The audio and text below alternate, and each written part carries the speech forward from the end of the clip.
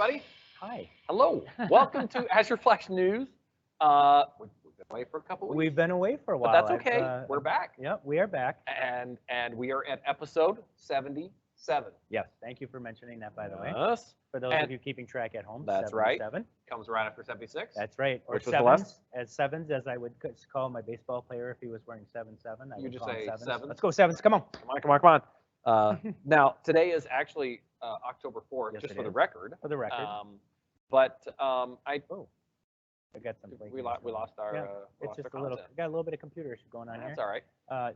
It's coming back right here though. Yeah, there we go. So anyway, there it is. There it is, and there it be. Yeah, that's right. So anyway, Self-healing. Self-healing. That's right. It works. Awesome. So welcome everybody back to the Welcome. show. Yes. I just want to make one quick announcement. Please do. So we are going to record the show Yep. pretty much every week. We're going to Yep. try and do it every Yep. week, Yep. but not necessarily on Fridays at 9:30. More ad hoc. Yeah, more ad hoc. So we might do it on Thursday. We might do it Yep. on Friday. We might even let it run over to Monday even. Yeah. So anyway, so Well, you're and welcome. so the thing of it is the news does continue to come, right? The announcements continue to come. So a weekly cadence is roughly appropriate. Yeah. At the same time, we've really kind of recognized that schedules get crazy sometimes. For example, the month of September, I think I traveled literally every single week. Yeah. I was This is in London, busy. I was in Las Vegas, I was in Virginia Beach, I was in Charlotte. It was crazy. Lots of travel. So Yeah. so we're gonna just kind of disconnect from the Friday Cadence, time. the yeah, structured. the cadence. structured. That's So right. so if you're used to clicking on join AFN, we are gonna try and keep the Yep. aka.ms/join AFN. We're gonna try and keep that pointing to the latest show. Yep. But it is always possible if you come on Friday morning and click the link, you may still see just last week's show. Yes. So anyway, the other way to do this, of course, is to subscribe to the podcast Yes, on of iTunes course. or on Google Play or on Stitcher, Or or subscribe on YouTube. the YouTubes. Yeah, if you want to see the video, YouTube is your place. So Yeah. anyway, If Feel- you want to see our lovely mugs, Yeah. YouTube is the hot place to we be. we definitely have faces for radio. Oh my gosh. And a For voice sure. and a voice for silent. Well, Yeah. somebody said that. I can't remember. I don't want to take credit for this quote, but somebody said I have a face for radio and a voice for silent movies. That's right. That's definitely Rick, not me, of course. That's right. He's the operetta. That's right. Anyway, so enough of that. Yeah. Send us a tweet if you have questions about Please it. do. That's fine. At Azure Flash News, you know how to reach us. Yeah, yeah. And we absolutely are responsive and getting back to you. So Yeah. please do. Thanks. Anyway, okay, so Yeah. on to the news. So we got some good announcements today. Instead of we'll just jump right in. Yeah, Right? let's just jump in. For a long time we've been listening to customers talk about, I love, the cloud, I love your PaaS offerings, but I just have this concern about these publicly exposed, endpoints, right? So we've got these public IP addresses that you communicate with our services, that's great, and I can get to it anywhere, but it just makes me nervous, even though you've got it locked down, you've got all these compliance and certifications, right? 90 some, or probably 100 some now. Yep. There's something in my gut that feels a little wrong about that. And that's fair. Totally get that, right? Because you got to trust your gut. Even though it is secure, it is reliable, and it is trustworthy, that's the way it was. So a lot of people had to relegate themselves down into the IaaS space, which isn't a bad thing. But now I'm going to start to put onion layers around it, right? That's I'm going right. to put a virtual network around it. I'm going to put my things in subnets. I'm going to create network security groups. I'm going to put app gateways, even though you can do that with PaaS services. I'm going to put an app gateway in there, Azure Firewall. I'm going to use Azure Sentinel. And these are all things you could do with PaaS, but again, it was that PaaS concern. So we did a few things, right? You could put app service environments out there, or apps which would basically take multi-tenant resources, carve them out, and give you dedicated resources. And inject them into your virtual network. Exactly. We also had integration, an ISE integration service environment, I believe it is, for Logic apps. Right. But the problem is with those, they were great, they were successful, but they took a while to provision. And unfortunately, they were a little cost prohibitive, if we're being completely honest. Yeah, right? especially app service environment. I mean, Yeah. to be honest, Well, I mean- Logic apps were like a couple bucks an hour, I think, for ISEs. Yeah. And it required 4 dedicated subnets. Yeah. So we recognized it. We took I say we, we did. It was Rick. Right? It was all Rick me. got it done. I did Rick it and I last got night. it done. No. So Microsoft recognized that there was this consternation about PaaS, even though it's widely adopted and people love it. But let's take it to the next level. Let's give you, customer, the opportunity to essentially mix and match, if you will, right? So we started with service endpoints, which was cool. You can basically create a connection to a subnet, basically a service endpoint connection, and then firewall off that PaaS service from really anything. You can whitelist it. You can basically block traffic from anything but on-prem or from a VNet or So that was cool, right? But there were you know, some hurdles and some complexities there that like, for example, if you're sharing resources with somebody else, or let's say, for example, you've got dynamic IP address issues, there were some limitations. Yeah, right? for sure. Well, fast forward to today. Not Yes. today. Well, no, not I'm sorry, today. September What 17th, yeah. where we made the we've been alluding to this for quite a while. Yeah, Right. We've been right. talking about it. Right. But fast forward to basically September 17th, and we made the official announcement around Azure Private Link. Yep. Okay. So Private Link is Private link is the ability to inject an IP address Yep. into your virtual network for, let's just say, Azure resources. So it's I don't want to be too prescriptive because it's gonna change. Exactly. It's gonna change over time. Right. So there are some services that support it today Yep. and some that don't. Yep. So I don't want to be too prescriptive about exactly what it means, because I think it's going to turn out to be very flexible. No, and that's totally fair. But you know, as you can see from the example that we've got up here on the screen, for those of you looking at home, we've got the kind of the high-level diagram. Or I'm sorry, for those of you who are listening, in this diagram, what you'll see is different scenarios that are covered via private link. So customer-owned services, you can create another private link to another, basically load balancer or gateway into another VNet, right? So you can create a private link into Azure PaaS services. You can create a private link into partner services. So Yep. Private link isn't just about these Azure first, PaaS resources. It's really got the flexibility to create these, private endpoint, like you said, injection. Yeah. For a lot of different scenarios, which is really, really cool. Yeah. And so you can think about, like, let's say you have a resource that you want to, well, I mean, I think a good one is, well, partner services. This one is really easy to talk about. Yep. It actually talks about Snowflake here. Yep. So think about Snowflake having their Snowflake environment in Azure, Yep. which they do. Yep. And right now, the only way to get to that is across the public internet on a public endpoint, Right. which is fine. We do that all the time with cloud services. Absolutely. But I think that while that's okay and that can be secure, even better than that, people would love to be able to just access it across their private virtual network. Absolutely. And so then Snowflake will inject a private IP into your virtual network, and now all of a sudden their service is at that address. It's cool. So you get to take your private virtual network and go across there. And sometimes people are very concerned about their data, and that's what Snowflake is a data service. Absolutely. So they would really like to be able to address it across their private network. Absolutely. Without a doubt, right? And you can see, in this particular example that's up here, before the private link, there was some hoops you had to jump through, right? You still had an internet routable public IP address that you had to enable in order to consolidate these services. So you can see in the example, you've got express route public peering, for example, right? I mean, there was no way around. You still had an internet routable public IP, even though you were traversing your express route connection, which was good, which was awesome. You still had that routable public IP, right? Yep. And then, of course, you had to set your NSG rules to allow outbound and allow inbound internet rules specifically for certain scenarios, right? Because you had those access to those services. Yep. After private link and on the right side, or after that, but we had the service endpoints. But now with private link, you literally have that private IP address. You're not creating a routable public IP address. It's everything is completely blocked off from the interwebs. Yeah. And you can think of this model working just the same for an Azure PaaS service too. Absolutely. So think of an Azure PaaS service as essentially a publicly available SaaS or PaaS, which it is, right? Yeah, absolutely. And so as long as it's hosted on Azure, it has to be hosted on Azure. And so you can say, well, now I can take this Azure SQL database and have it be available to me only me, period. Only this VNet, this subnet. Essentially, and then you can start applying things that like NSGs, or you can even apply east-west firewalling, whatever you want to do. Yep. And so then you get the kind of the best of both worlds. You get that extra security blanket of saying, I know I have to assume breach. I have to assume people are inside my network, but that doesn't mean it isn't worth pulling this into my virtual network. Right. Well, so we want to do both. We exactly. we want to provide that extra security blanket of saying this is only available on my virtual network. Yep. But at the same time, we always want to say, yeah, but that's a good start. Yeah. But we need to always make sure that we don't see that as like the end all, done. Hey, Right. I put it on my virtual network. No, that's not enough. We're You gotta never done with security. right. Right. Key You're- rotation and stuff like that. We still need to be doing that stuff. Absolutely. And the other cool thing, right? So, there's some key benefits here, the private on-prem access, right? You're not even, so if you were to access PaaS service, even via ExpressRoute, right, you're still traversing the public internet. I mean, at some point, you're not leaving the Azure data center. You're still in the backplane, but you're coming out of your comfort zone, right? Yeah.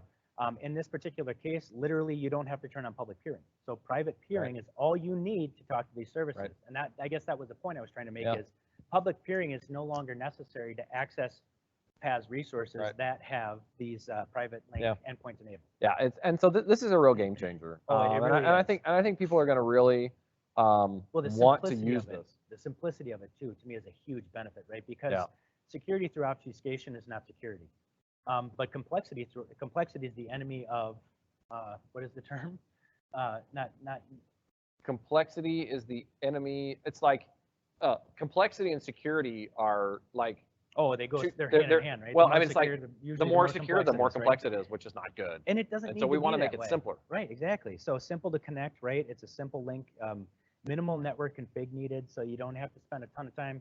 The other cool thing is there's some other big benefits. Overlapping address spacing. That's the one I wanted to talk about. Okay, so this is huge, right? You can actually have overlapping address space between two VNets without running into IP collision, right? Because now you can have VNet A, VNet B. With private link, you're just putting a private endpoint IP into that second or that first VNet in this particular example. So you can actually have the same. So there are a lot of customers that are running into IPv4 IP addresses, right? I'm working with one of them. Yeah, so am I. So this mitigates that by if you've got VNets, especially if you've got a spoken hub model or if you've got other scenarios where maybe you're not connecting back to on-prem, you don't have to worry about IP collisions in this scenario. So I was actually thinking about, I'm kind of architecting on the fly here. But kind of wondering if you could use this with Kubernetes, where you say the Kubernetes now supports standard load balancer, which is required for private link. And whenever you're doing your own stuff, it has to be standard load balancer. You can see it, the standard IOB. Right. And so if you use a Kubernetes cluster that uses a standard internal load balancer, and because you need to use Azure CNI to get all of the great network benefits, you could hide that behind an overlapping network and just expose one IP address to the rest of your internal network. That's a great point. That's a really good point. And for those of you that don't know, Azure anyway, CNI that was basically the container networking interface. So that was a bit of a dive here. But that's cool. But for those of you who are familiar with Kubernetes, I'm assuming you would have followed that. Although if you didn't, tweet us. Yeah, absolutely. We'll help point you to the right resources. But suffice it to say, if you have a service, let's say you have some sort of system that runs on 6 or 8 or 10 or 12 VMs, and you want to run that essentially in some ways on an island VNet all by itself and expose one IP address, the endpoint, the service endpoint for your service, and you want to run, and you just expose that one IP address to your internal network, you can kind of hide behind that. Absolutely. It's kind of a little bit of a NAT. Yeah. Anyway. Exactly. So there's a NAT. Anyway. There are some really cool things that can be accomplished. I think people are going to get really creative in how they leverage this, to be honest with you. And I think you're going to see we're taking the next step. And, again, you can never, ever stop with security. You can never stop with, again, the complexity and security typically are synonymous. Let's make it easy and secure. Heaven forbid we should do both, right? Now, there is a link farther down, and I kind of moved away from it, but it talks about the availability. This is not available quite everywhere. Correct. So just so you know, the services that are available are private link services that are behind standard load balancer. So that's kind of like your way of creating a private link enabled service. You just be behind a standard load balancer. Okay. Then the other ones are the Azure PaaS services. Azure Storage, Data Lake Storage Gen 2, Azure SQL Database, and Data Warehouse. So we've started with data services here, as you can see, data storage services. Because people are like, look, if I'm going to store whatever on Azure Storage, I would love the comfort of knowing that it's just not available anywhere except inside my virtual network. It's, So it's the obvious place to start, right? I mean, Yeah. more often than not, your web apps are publicly facing digital properties, right? a lot of times they are. And they're locked down with SSO or AD authentication, something like that. But your databases, very rarely, if ever, do you want them, Yeah. if you can avoid it, to even have a public IP address, even though they're completely secure. And so think about this: even if you just have a website and a database, and let's just say it has no requirement for reaching on-prem, so you never connected it to your hub and spoke or express routing. It's just on an island VNet. You still might deploy a VNet and put your app services, the back end, in the VNet, and put your SQL database using private link in that VNet. Yep. And so now your website and the database talks privately across a VNet, which is not something we've ever, like, you don't think of Azure SQL Database as being on a VNet. This is a brand new thought process to think of this as a little bit. We've talked about this so many times. The blurring, the blurring exactly, of the the blurring lines of the IaaS and PaaS. We've talked about it so much, and here we go again. And I've been so excited for this to happen because, know. you know, again, it gets you out of the business of certain things that you really shouldn't be in the business of, right? Yeah. I mean, to me, that's the big bang of all this PaaS and IaaS integration. Yeah, and just to be clear, we've spent quite a long time on this. Oh and my the reason gosh. because it's so cool. It's so complex, right? Yeah. I mean, the edge cases, the use cases, I mean, all the different things you have to think about, and there's so much you can do with it. Right. I mean, I think that there's going to be a lot. So yeah, like we can just kind of keep going on with ideas about how you could use totally. it. So anyway, pretty cool. Very cool. Very, very cool. So if you haven't read up on Azure Private Link, please go check the show notes out on GitHub. Yep. You can go to azureflashnews.com, and that'll direct you right to the GitHub repository. Right. Yeah, so you can catch that link, or you can go to the Azure blog. Yep, it's on the of Azure course. blog too. Absolutely. Okay. So I know what composite indexes are. I mean, I've worked with SQL Server enough to know that. I may want to have multiple indexes. So if I may have search criteria for, say, first name and social security number, right? I might create a composite index between the two of those, so my searches become more efficient. I'm not doing table scans. My execution plans don't show a full table scan. Now, Cosmos, even though it is a NoSQL database, obviously there's some similarities here, right? So all of a sudden I saw composite indexes. I'm like, oh, that's kind of cool.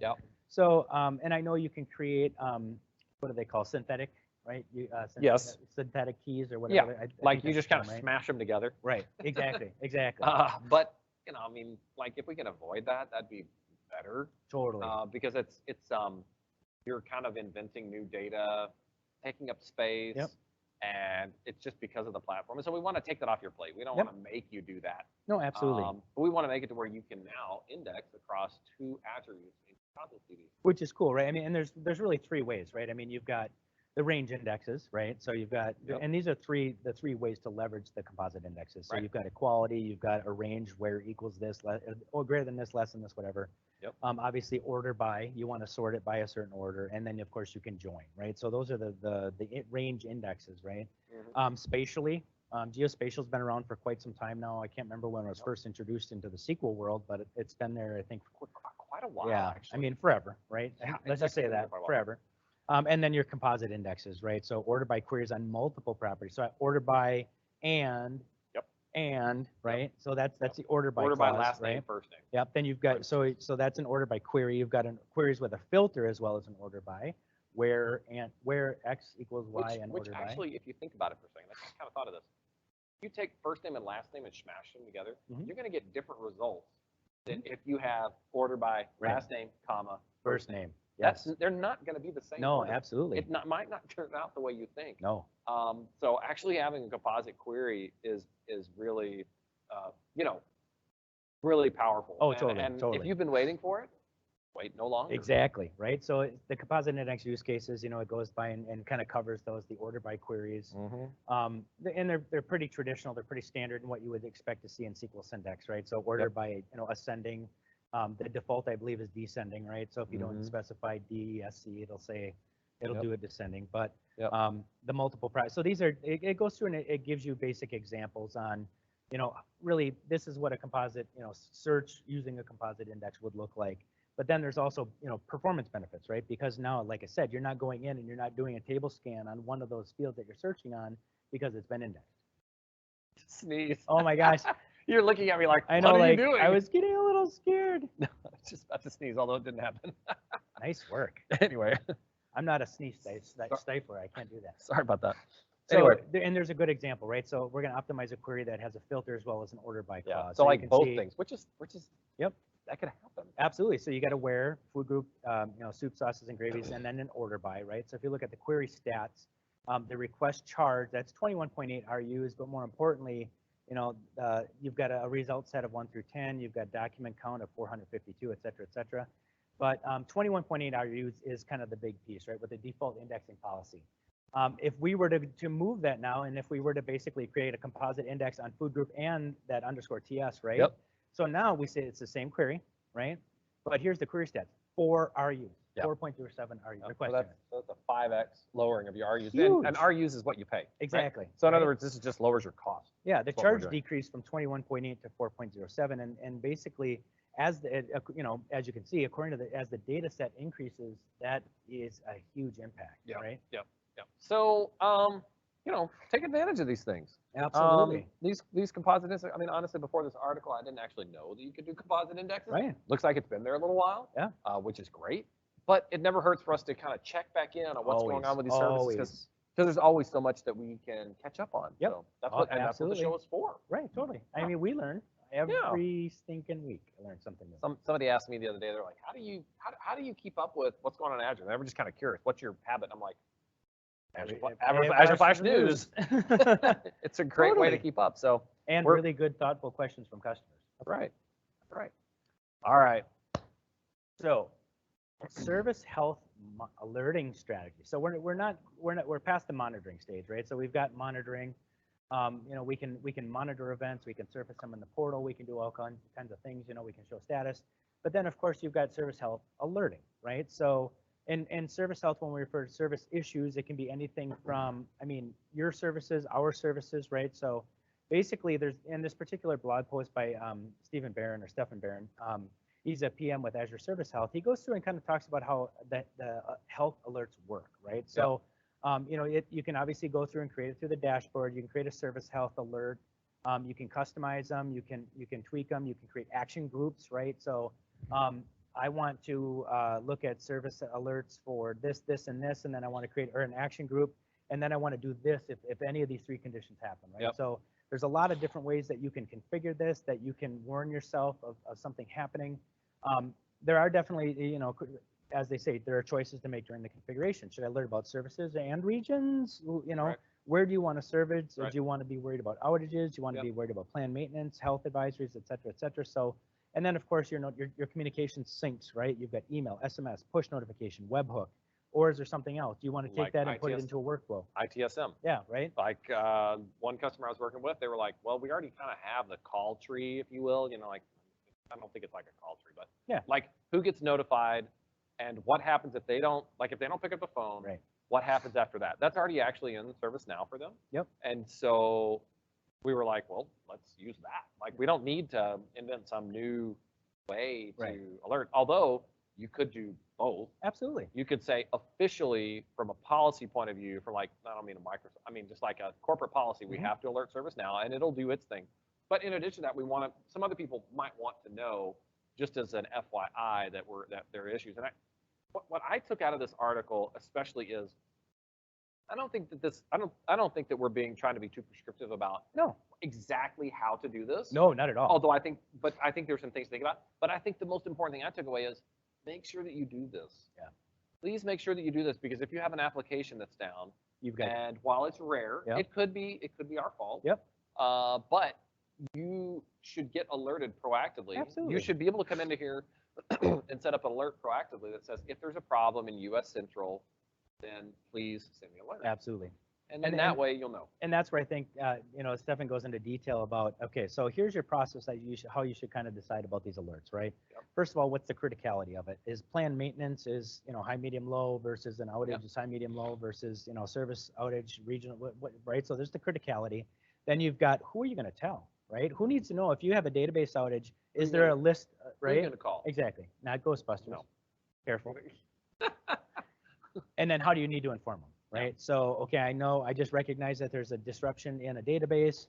I know I need to send information to the any user, or maybe I've got a group in AD that's, database admins, and now I need to communicate with them, and how am I going to do that? So it's really that criteria, and that's what you need to go through in that decision tree to figure out how you want to triage these issues. Yeah, and you have to remember that these service outages are possibly something new that you've never dealt with before, especially if you're new to working with Azure. Yep. These are Azure problems, Right? not application problems. Correct. Application problems might be that I don't know, the database has a deadlock in it, or I don't know, something, whatever. Yeah. But or that you're having repeated exceptions in some web layer that's causing the whole application to be down, whatever. Right. And that's, or it might need to be scaled bigger or smaller. That's not an Azure problem. Correct. That's an application problem. And so these are Azure problems. And this may be a new thing for those developers who are a little bit closer to the Azure platform than they were to the on-prem data center platform. Absolutely. So you just need to be a little bit more aware of, That's a great point. It might be new. So make sure you don't overlook this. It's really important because you'll want to know if something's going on. Yeah. So hopefully nothing ever goes wrong. Right. And if you have an application that absolutely has to be resilient across regions, please deploy it across regions. That's an architectural problem. Yep. And we can help you by having these regions all over the world to help make sure your application is resilient. Absolutely. But sometimes we do have problems. Yeah. No, absolutely. Yep. So it's a good read. I mean, again, if you're new to the space, or if you're curious about, and the criticality is, really important. I don't want a bunch of noise on the wire. I need to understand the criticality. So if I only am deployed into the, let's say, East US 2 region, if there are regional outages, I maybe want to I want to know about it, but I don't want to kick off this big chain of events, right? That's not where I am. That's not a concern to me, et cetera. So no, I think it's a good heads up on really developing your strategy, thinking about it, and how to be proactive on it. Please do that. Yeah. Okay. So this is a pretty big one. Right. This is another big one. Windows Virtual Desktop, we announced it as generally available worldwide. Okay. Boom. So we didn't GA it in this particular ring of regions. We didn't GA it in this particular geopolitical boundary. Basically, worldwide, as of September 30th, Windows Virtual Desktop was now generally available. So I tell you what, let's just back up. Just for those who may not know what Windows Virtual Desktop is. I mean, I think a lot of it is in there, but you might want to know that this is a native Windows 10 VM running in Azure with what do you call it? Profiles. Multi-profiles, right? Yeah. So in other words, you can have one VM with multiple people logged on. Or sessions. Multi-sessions, Yeah, multi-sessions. And so previously, we had only had that capability in Windows Server. But now we have it in Windows 10 in Azure. And so, this is a really big deal, and we manage a lot of the back end for you. All you have to do is, as a cloud service, just come and say, I want some more VMs with Windows 10 on it. So multi-session, they call it. Multi-session. Multi-session. So you got Windows 10 multi-session, Windows Server, and Windows 7 Desktop with free extended security updates for up to 3 years. Yep, that's right. So in other words, if you've deployed Windows 7 widely, which a lot of customers did, you can actually move Windows 7 into this WVD environment as far as your deployments and how you're using it, and you'll continue to get security updates. And just in case you're not sold yet, you can basically optimize your cost with these VMs by using reserved instances for Azure Virtual Machines to save up to 80%, depending on the use case. So really good stuff. I mean, it's an evolution of things, right? As we cloudify things and as we move forward, the virtualization aspect of, remote desktop services. There's Office 365 Pro Plus optimizations built into this. So it's really kind of taking the onus and I think some of the arduous support, provisioning, management, kind of out of the hands of the folks in the data center, bringing it up into the cloud and letting them focus on, some higher value add types of problems. Now, there's nothing in here about this, but I also know that Citrix has kind of a companion or an extension service built on Windows Virtual Desktop.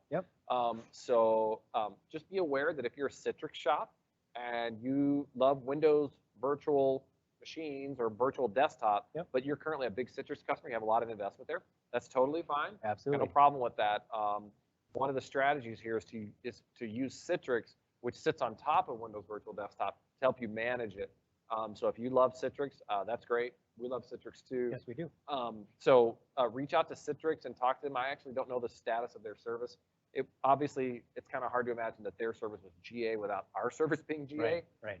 And of course, Citrix still has their on-prem stuff, so that's not affected here. Nope. We're talking about the Windows Virtual Desktop version of Citrix. So if you want to reach out to Citrix, please feel free to do that. Absolutely. And they can help guide you through what their roadmap is for their product that sits on top of this. Yeah, totally. So absolutely, but take a look at it. I've got a customer who is currently looking at pricing because they're interested in doing stuff with well, VDI is, I mean, it's not really that. No, it's something else, but Windows Virtualized Desktop, WVD. WVD, we're calling it.